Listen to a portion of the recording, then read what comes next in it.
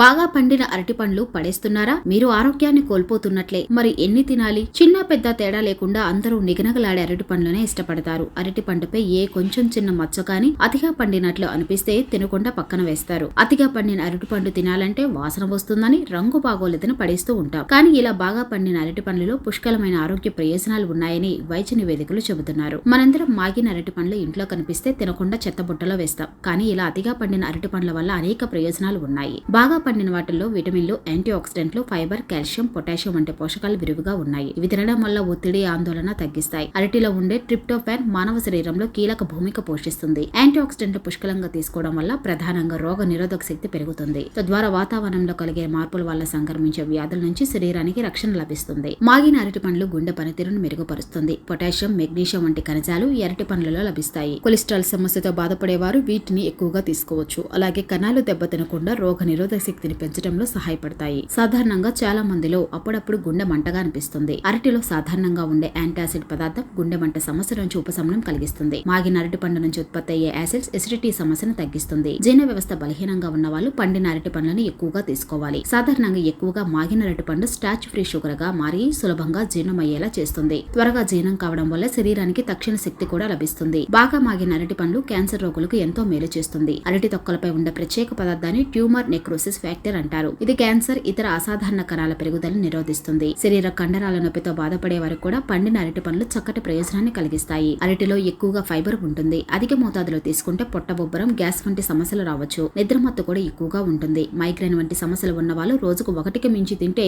ఇతర ఆరోగ్య సమస్యలు రావచ్చు. అందుకే ఆరోగ్యవంతులు కూడా రోజుకు 2 మించి తినకుండా ఉండటమే మంచిది. ఈ అరటి పండ్లు తిన్న తర్వాత గోరువెచ్చని మంచినీళ్ళు తాగితే జలుబు, దగ్గు వంటి వ్యాధులు మన దరికి చేరవు.